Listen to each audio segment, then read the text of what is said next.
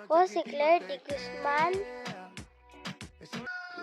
Ako si Teddy D. Guzman.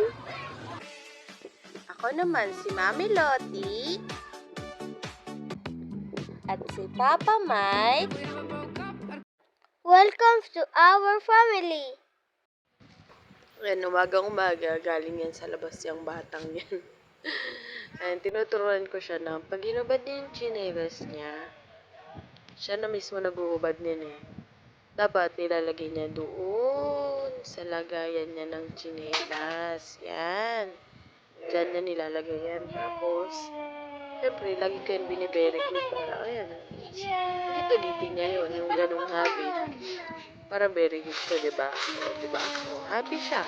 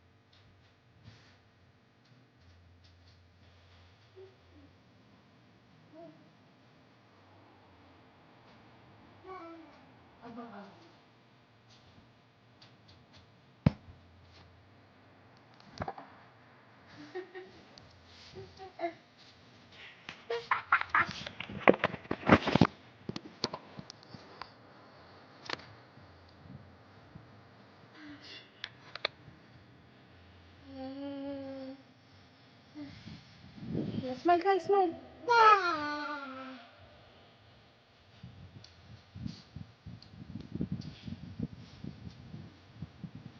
Hi.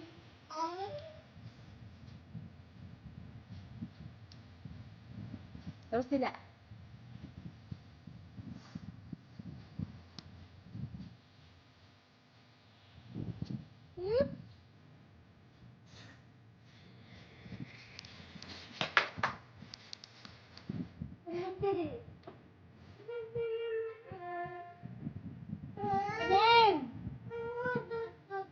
Paano ko titingnan?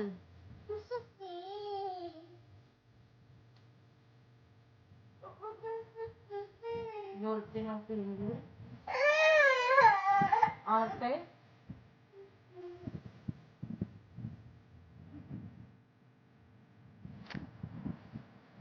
Bag?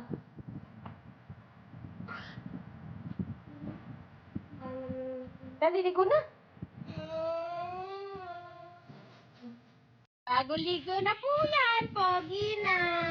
Pogi. Paano pogi? Pogi. Nakaligo na po kami. Nakaligo na po kami ni Teddy. Oh, wow. Wow. Wow. Tapos natulog po si Teddy. Tapos nila. Gabi po kami nagising. Gabi na po.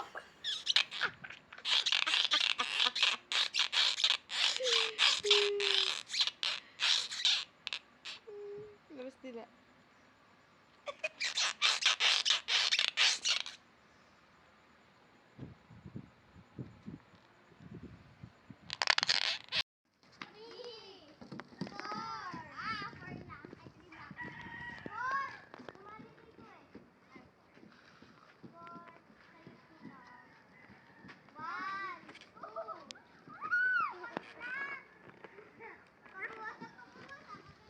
Number?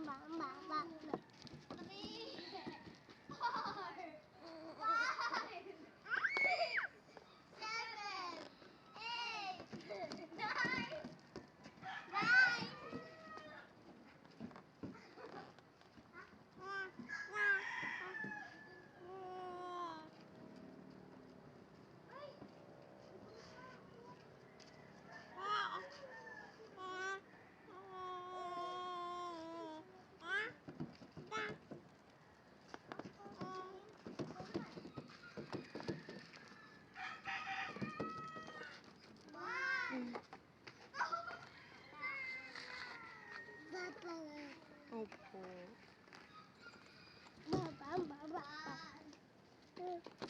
No.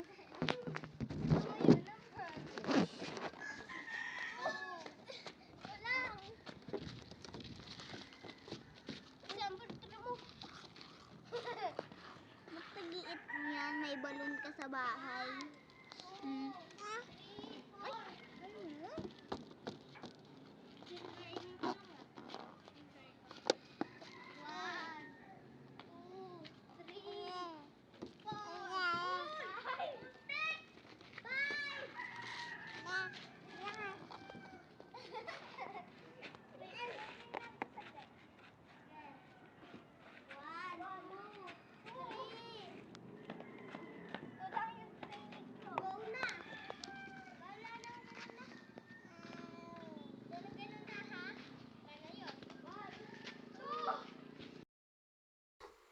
Dito, pumunta po kami ngayon sa kinukuhanan ko nung nire-resell ko. Kaya, biyahe muna kami, papunta doon. Tingnan mo, dila-dila. Kunyari. Ganda-gandahan. Ito po, ayan, papunta na po kami doon sa mga dideliveran namin. O, biyahe po kami. Malayo kasi yung kinukuhanan ko. Tapos, ito yung mga paninda na kinuha ko. Yan, mga kasaba, yumakit, chocomoys. Ayan, kinuha pa namin. Ayan, si 30, oh. Wow, ang pogi talaga ng baby ko niya. Parang mukha ng papa. At yung ate. Wow, ang ganda. So, sa mga pagdi-deliver, ako nagre-segregate kung sa kanino magdi-deliver, tapos si Papa yung magmamaneho papunta doon sa dideliveran. Tapos siya na din yung pinag-aabot ko. Tulad nito, ayan, mga tropa niya. Doon kami nagdi-deliver. Mga karamihan sa mga customer namin, mga tropa niya, mga kakilala niya, mga taga doon sa amin. Ayan, mga kumpare namin. Din, lahat yan. Mga dinideliveran namin ng kasaba, o yema cake, o choco moist cake. Sila-sila rin yung mga nag-order sa asawa ko, sa amin, sa nire-resell namin. Kaya thank you po sa inyong lahat na umu-order sa amin, walang sawa. Ito, habang tamang swipe ko. Siyempre, may mga chismosa kong mga anak. Nakikitingin. Oh, ayan, oh, rinig nyo? Papa. Ate. Nakita niya kasi, Ate ba to? papa niya, tas ate niya. Si Terdy. Nakita niya yan, oh. Papa niya, ate niya. Picture sila, oh. Screen record ko. Rinig niya. Papa. Tuwan-tuwa siya, nakikita niya yung papa niya nung bata-bata pa eh. Ngayon kasi mukhang pagod na yung papa eh. Ayan o, baby pa niyan si Claire, mga 2 years old. Ito, ano dyan, mga 1 year old si Claire o magto-2. Ayan o. Di mo akalain na talaga, magtatay talaga o. Tignan nyo, magkakamukha sila, di ba? Magkakamukha sila. Mga pangit.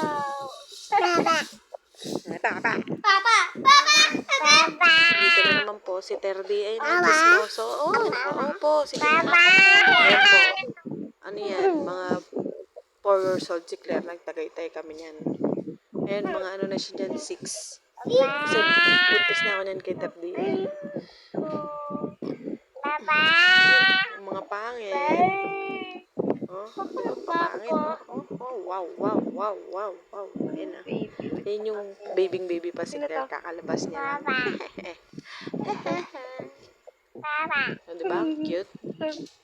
Ngayon eh, Papa. sobrang cute na niya eh. Oh my goodness eh. Ubus na laman ng kanyang chocolate na tinapay. Malungkot oh. Malungkot.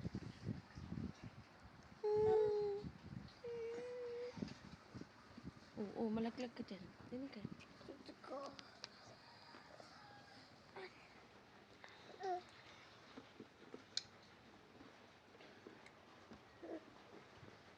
Ubus na. Ang laman. Bili tayo mamaya. Okay? Okay po? Okay po. No. Walang kumo. Ano pa ako? Tinan mo ko.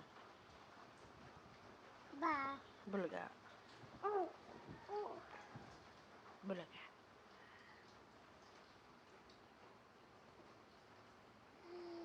Hi. Kili.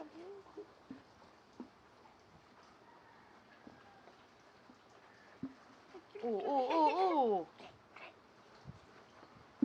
Ay. Ito, ginagawa niyang dalawang yan. Pagkagabi na, pagtapos kumain, lalaro muna sila ng konti. Yan, dito lang sila sa sala. Maglalaro-laro lang silang dalawa. Tapos, kung ano-anong gagawin niyang dalawang yan. Nagpapababa ng kinain. Laro-laro sila. Tapos, maya-maya yung isa iiyak. Nag-aaway. Nag-aagawan sa laruan. Yan ang ginagawa niyang dalawang yan. Tapos, maya-maya, tutulog na sila. Kasi pagod na at bumaba na yung kinain. Hindi pwede na silang matulog. Hindi kasi pwede yung pagkakain matutulog agad. Siyempre, ano yan sila, bata pa eh. Baka sumakit ang tiyan. Kaya yan, ginagawa ko. Ayan, lalaro ko muna sila. Tapos, ayan, pagka napagod, pag inantok na, tsaka lang sila matutulog. Wala ka namang magagawa dyan sa mga yan eh. O, tamo, sayaw-sayaw pa yan dyan, oh. Inom tubig. Ay, sinatapo yung tubig. Uy!